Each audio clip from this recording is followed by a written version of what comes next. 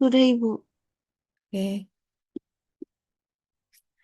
Ya, hari ini kita akan diskusi untuk topik terakhir sebelum ujian ya. Kalau teman-teman kemarin sudah belajar tentang asas umum toksisitas, kemudian faktor-faktor yang mempengaruhi toksisitas dan juga telah belajar bagaimana respon dari makhluk hidup ya bila ada xenobiotik atau zat beracun masuk ke dalam tubuh ya, meliputi perubahan-perubahan baik perubahan biokimia, fungsional maupun struktural dari organ jaringan atau komponen dari makhluk hidup itu sendiri ya. Ada banyak hal yang faktor-faktor atau asas umum toksisitas yang sudah kita pelajari dan penentu toksisitas yang juga kita pahami bersama yaitu yang pertama adalah keberadaan xenobiotik di sel sasaran atau apa bagaimana translokasi xenobiotik di sel sasaran dan berikutnya adalah interaksi xenobiotik dengan sel sasaran. Kedua faktor tadi akan mempengaruhi nanti efek toksik yang muncul gitu ya. Teman-teman sudah paham itu. Nah, lalu kalau kita bicara kemarin toksisitas, maka ada wujud efek toksiknya, ada yang reversible, irreversible. Nah, bagaimana kita mengukur efek toksik yang muncul? Ya, ada perubahan fungsional, perubahan biokimiawi, perubahan struktural. Nah, bagaimana kita bisa menilai perubahan-perubahan tersebut atau mengukur seberapa besar ketoksikan dari xenobiotik tersebut berdasarkan ini tadi, ya, berdasarkan respon yang muncul ya. Oleh karena itu, tolak ukur toksisitas ya itu bisa dipelajari di sini dan meliputi nanti tolak ukur kualitatif, tolak ukur kuantitatif, dan bagaimana sih penerapan dari hasil kita mengukur ini ya. Nah, teman-teman, kalau kita bicara tentang toksisitas,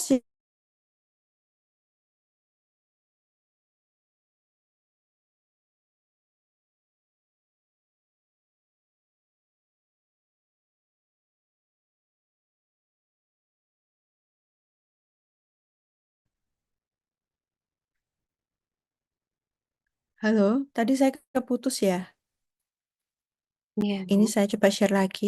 Halo, teman-teman. Oh iya, mohon maaf ya nanti kalau saya tanya apakah saya keputus apa enggak, tolong dijawab ya. Soalnya ini jaringan saya kayaknya jelek ya. Ini saya coba pakai pakai WiFi,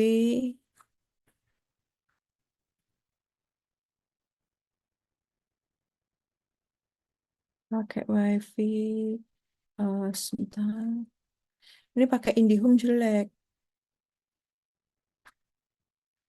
Coba saya pakai tethering HP aja ya. Bentar. Aduh, HP juga sinyalnya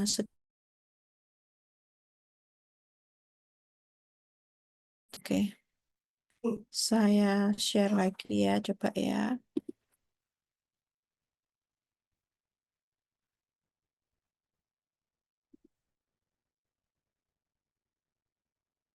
Oke. Ya, teman-teman kelihatan kan? Ya.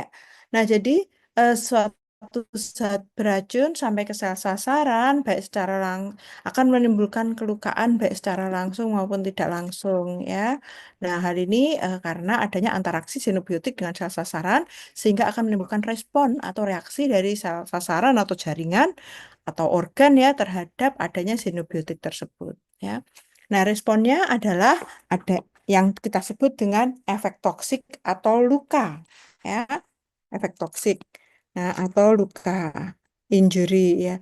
Nah, seberapa besar rusaknya, seberapa besar efek toksik yang muncul, seberapa besar kelukaan yang ditimbulkan oleh xenobiotik itu, maka karena ada pertanyaan-pertanyaan tersebut, maka timbullah adanya istilah toksisitas atau ketoksikan ya. Toksisitas atau ketoksikan di sini merupakan kapasitas suatu zat beracun untuk menimbulkan efek toksik tertentu pada makhluk hidup ya. Nah, jadi kalau kita lihat di sini toksisitas atau Ketoksikan merupakan kapasitas atau kemampuan suatu xenobiotik untuk menimbulkan efek toksik tertentu pada makhluk hidup. Nah, toksisitas bahan kimia dapat ditentukan ya, ya dalam satu dari tiga cara ini. Jadi bagaimana kita menentukan toksisitas xenobiotik ini ya, itu bisa dilihat dari antara lain adalah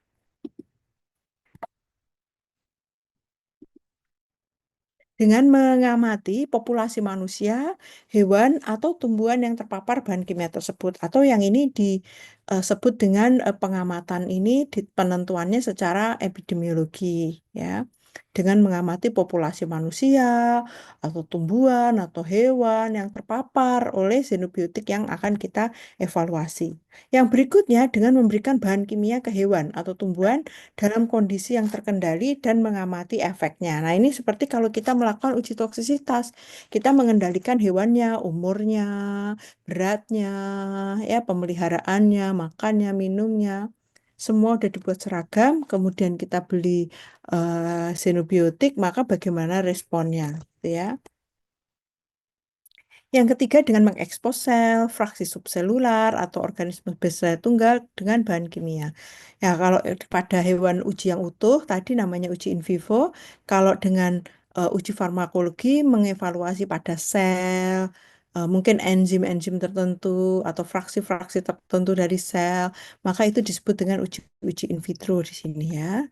Tapi sama ya, itu uji keduanya adalah uji farmakologi dan toksisitas. Nah, oleh karena itu pengetahuan dan pemahaman tentang efek interaktif bahan kimia ini penting ya. Antara lain dipakai untuk apa aja?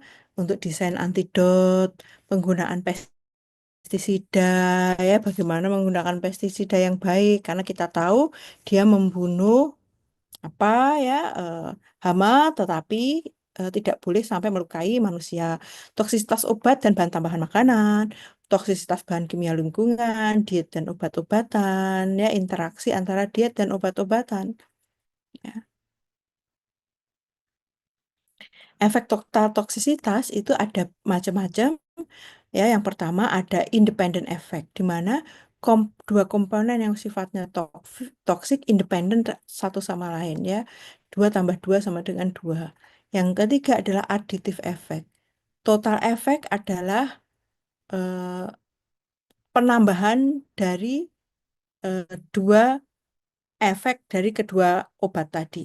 Nah, kalau yang independent effect dua senyawa, yang satu kadarnya dua misalnya ya, ketoksikannya dua, yang B juga dua, maka ketika ditambahkan itu yang muncul tetap dua, ya tidak bertambah. Tapi kalau additive effect itu dua ditambah dua sama dengan empat. Misalnya toluen dicampur silen, maka toksisitasnya sangat meningkat. Synergistic effect ya, ini di sini eh, kalau digabungkan menjadi sangat kuat, misalnya etanol dan karbon tetaklorida. Itu toksisitasnya masing-masing dua, tapi ketika digabung toksisitas gabungannya menjadi 8 ya, jadi menjadi sangat toksik. Potentiating effect ini di sini ada dua compound, yang satu tuh tidak bersifat toksik kalau sendirian, yang satunya bersifat toksik tapi dua. Tapi ketika digabungkan sifat toksiknya jadi naik jadi 4 gitu ya. Misalnya dua propanol dicampur dengan karbon tetaklorida. Antagonistic effect ini satu compound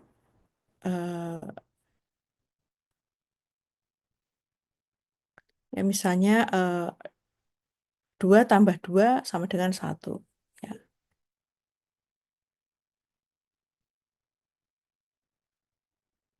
Nah, oleh karena itu ya, bila ada xenobiotik ya, eh, ada kondisi pemejanan, akan ada pemejanan suatu xenobiotik. Jadi kondisi pemejanan itu adalah kondisi dari xenobiotiknya juga ya. Itu melalui mekanisme aksi tertentu ya, bila diberikan ke makhluk hidup melalui mekanisme aksi tertentu atau yang kita sebut dengan perantara, diperantarai oleh mekanisme aksi tertentu akan wujud efek menghasilkan efek toksik dengan wujud yang tertentu. tertentu, dengan sifat yang tertentu, ya. Oleh karena itu, ketika ada xenobiotik zat beracun diperjankan kepada makhluk hidup, ya akan mengakibatkan efek toksik ya yang diperantarai oleh mekanisme tertentu dengan hasil atau wujudnya tertentu dan sifatnya yang khas. Ya. Nah, kondisi pemejanan seperti yang teman-teman sudah pelajari sebelumnya dengan wujud efek toksik perubahan biokimia, fungsional dan struktural ya akan menghasilkan efek toksik dengan sifat yang irreversible atau reversible. Ya, oleh karena itu dari sini kita bisa lihat ubahan bebasnya, variabel bebas adalah kondisi makhluk hidup, kemudian kondisi mempengaruhi kondisi susunan makanan atau dipengaruhi oleh kondisi susunan makanan dan lingkungan ya. Ini variabel kendali, kemudian ubahan tergantungnya yang tadi ya. Nah, eh, zat beracun ini dengan mekanisme aksi tertentu bekerja pada sel sasaran akan menghasilkan respon. Respon ini berupa efek toksik ya bila melampaui KTM ya. Nah, efek toksik ini bisa dievaluasi wujudnya, sifatnya, dan gejala-gejalanya sehingga kita bisa menentukan mekanisme aksinya ya. Jadi dari wujud, sifat, dan gejala-gejala efek toksik yang muncul, kita bisa mengevaluasi mekanismenya. Nah, itu kalau kita lihat wujud, sifat, gejalanya itu secara kualitatif. Nah, bagaimana kita membandingkan obat satu dengan obat yang lain atau konsentrasi satu dengan konsentrasi yang lain dari obat itu? Ya, maka untuk bisa membandingkan kita melakukan uji kuantitatif ya, beberapa kuantitatif, berapa semi kuantitatif ya. Kekerabatan antara kondisi pemejanan dan wujud efek atau respon toksik. Kemarin teman-teman sudah tahu tentang apa yang disampaikan oleh Bapak Paracelsus, yang deng ya, Simbah Buyut eh, Paracelsus ya. Apa eh, semua obat itu adalah toksik kecuali yang membedakan adalah kadarnya ya atau dosisnya. Nah, tolak ukur kuantitatif yang utama itu ada kekerabatan antara dosis dan respon, dosis dan efek, waktu dan respon, dan waktu dan efek. Nah, yang paling banyak digunakan adalah dosis dan respon, waktu dan respon. Ya. Teman-teman mestinya kalau secara umum dengan peningkatan dosis maka responnya kan semakin tinggi gitu ya. Eh, Nah, beberapa takrif penting ada efek, respons, dan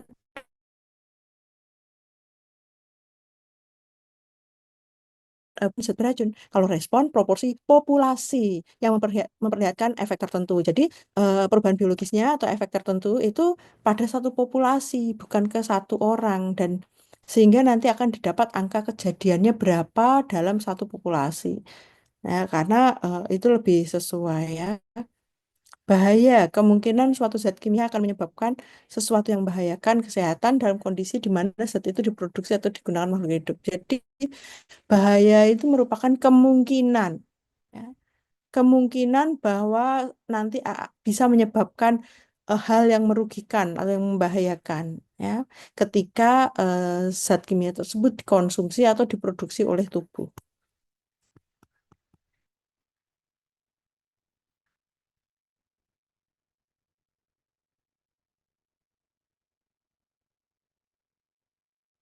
Risiko adalah frekuensi, perkiraan terhadap efek yang tak diinginkan. Ya.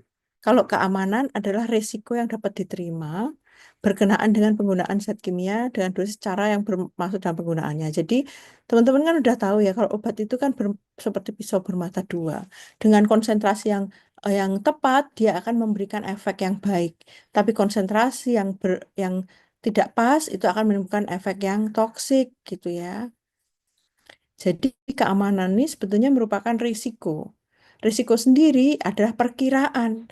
Ya, jadi keamanan adalah risiko yang dapat diterima dengan penggunaan zat kimia dosis seperti cara termasuk dan penggunaannya. Jadi kalau kita membuat obat ada dosisnya. Sekian sampai sekian. Maka yang digunakan adalah dosis itu. Jangan bikin mengkonsumsi konsentrasi atau dosis 10 kali lipatnya ya. Risiko kalau 10 kali lipatnya ya risikonya nggak bisa diterima karena kemungkinan keracunan besar. Kalau keamanan ada risiko yang dapat diterima ya dengan penggunaan zat kimia dengan eh, cara yang sudah ditentukan. Gitu ya, tahu ya bedanya ya.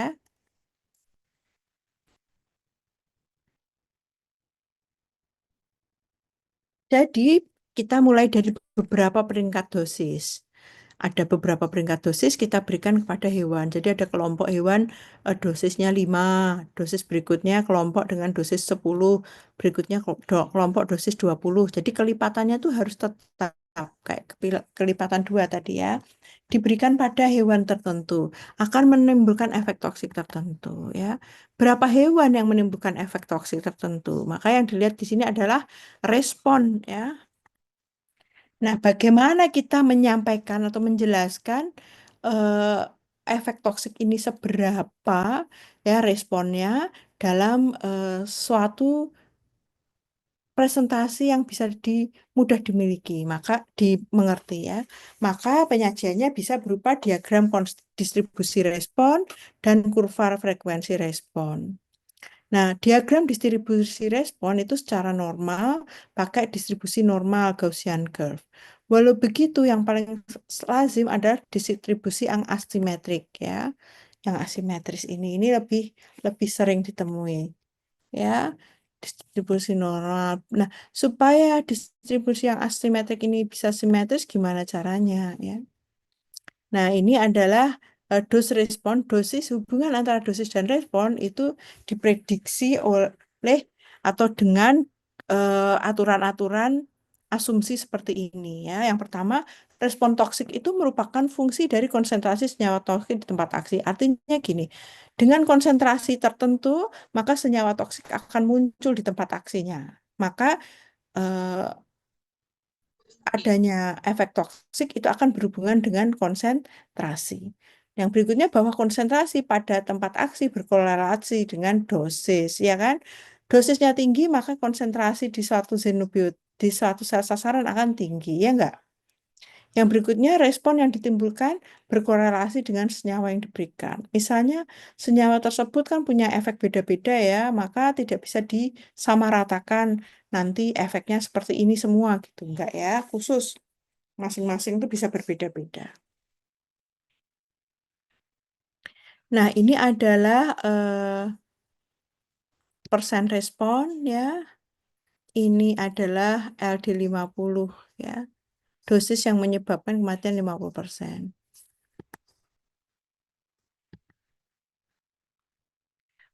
Oleh karena itu, bagaimana penggunaannya nih ya?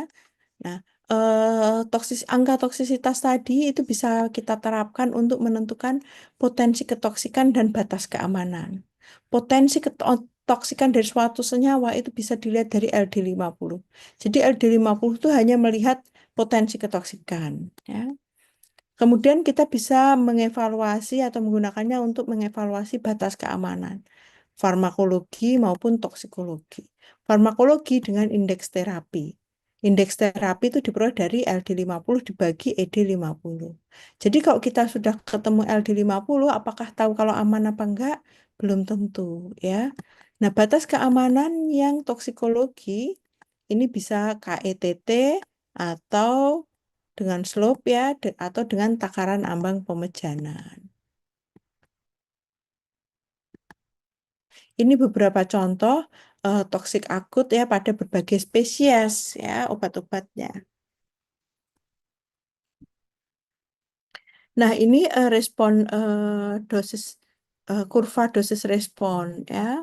Teman-teman lihat ini ED50-nya di sini karena respon 50-nya di sini. Ya, bila lebih dosisnya lebih maka bisa menimbulkan efek toksik ya. Efek toksiknya segini dan efek toksik ini kadang bisa tajam. Kalau ini kan agak landai. Tajam itu artinya gimana? Nambah konsentrasi dikit aja, kelipatan efek toksiknya lebih besar, gitu ya.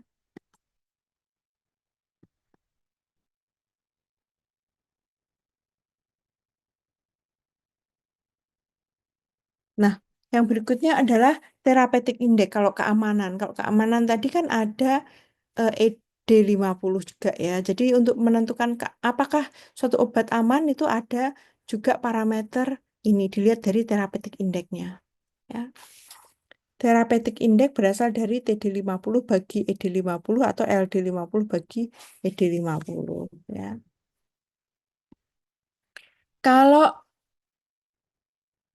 therapeutic index-nya kecil, maka dia semakin toksik. Kalau therapeutic index-nya tinggi, besar, maka dia tidak toksik. Ya, nah, therapeutic index ini penting dipakai untuk membandingkan eh, efektivitas terapi dari berbagai dosis ya. Jadi ini penting. Yang mau lebih detail lagi, kita bisa pakai margin of safety. Ini TD1 per ED. Jadi dosis yang menyebabkan kematian satu hewan uji dibandingkan dengan efektif dos yang 99. Jadi lebih akurat lagi ya. Di sini semuanya sudah apa eh, memberi respon yang sama ya. Nah, margin of safety itu dipakai untuk mengkalkulasi antara dosis toksik dengan 1% dan dosis yang menyebabkan 99 efektif efek ya pada populasi. Ini margin of safety itu yang diarsir ini.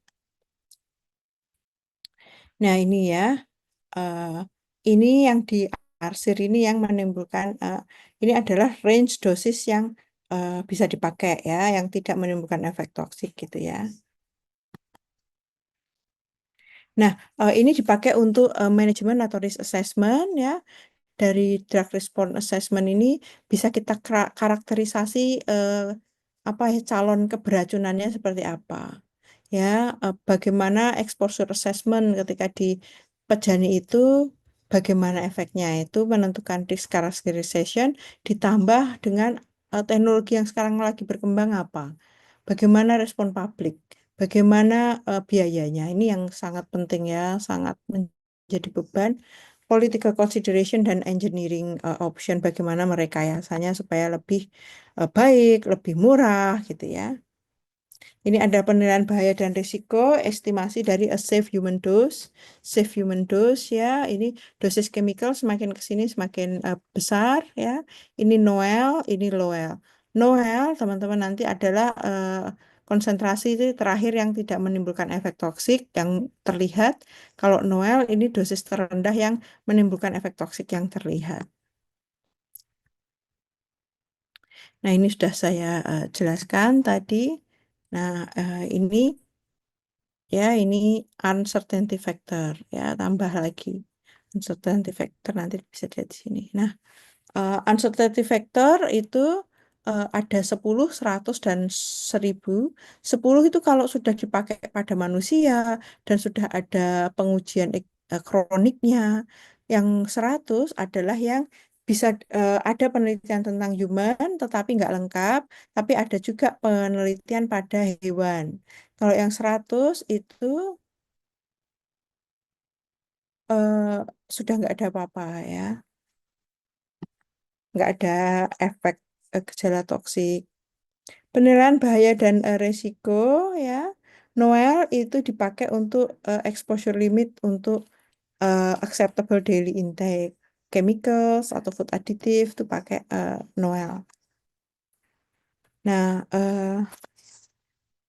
ini bisa dihitung ya ADI angka kecukupan per hari itu bisa dihitung dari Noel per 100 ya.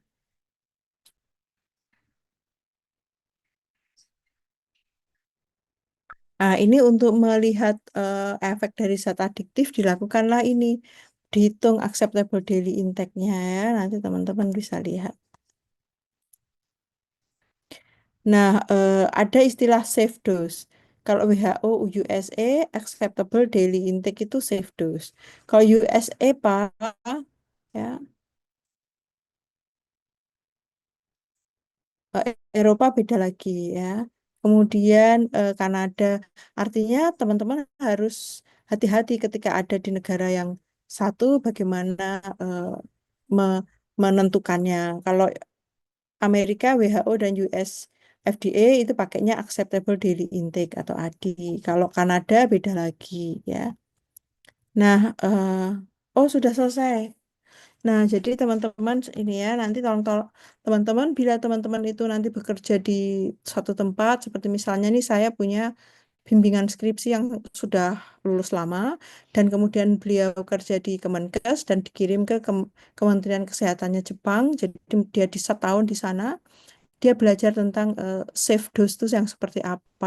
Nah, itu maka mereka punya istilah-istilah sendiri ya. Jadi teman-teman harus kalau nanti kerja di luar negeri harus bisa eh, apa mempelajari dan menyesuaikan ya dan mungkin membandingkan dengan karena mereka punya standar-standar yang berbeda ya. Nah, oleh karena itu dari empat pertemuan kita ini, kita telah mempelajari tentang tolak ukur toksisitas secara kualitatif maupun kuantitatif. Yang kualitatif, teman-teman mempelajari mekanisme aksi, wujud, sifat, dan gejala klinis ya. Ketika suatu xenobiotik masuk ke sel sasaran menimbulkan gejala kronis seperti ini, gejala klinisnya. Kemudian secara kuantitatif, gejala-gejala toksisitas tadi dihitung ya dan dihubungkan antara dosis dengan efek, dosis respon, waktu efek, waktu respon. Nah, lalu ini akan penilaian secara kuantitatif ini nanti akan diterapkan untuk menentukan batas keamanan dan juga menentukan potensi ketoksikan sinobiotik. Ya, potensi ketoksikan ini dilambangkan dengan LD50, yang batas keamanan berapa aman sih gitu. Toksikologi secara toksikologi pakai slope tadi dan ADI dan KETT, kalau farmakologi secara indeks terapi dan juga margin of safety. Nah, itu ada pertanyaan?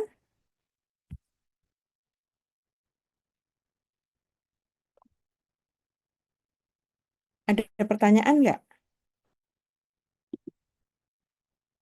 Nah, untuk UTS nanti sampai bahan itu ya, sebelumnya saya share lagi untuk presensi. Siapa tahu ada yang belum presensi? Ada yang belum presensi?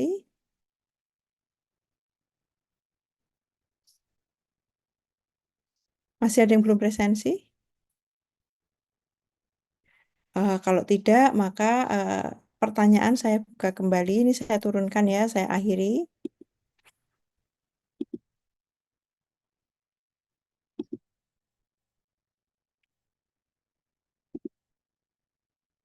Oke,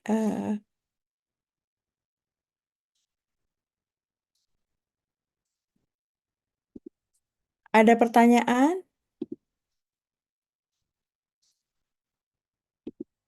Bila tidak ada, eh, saya tutup kuliah hari ini.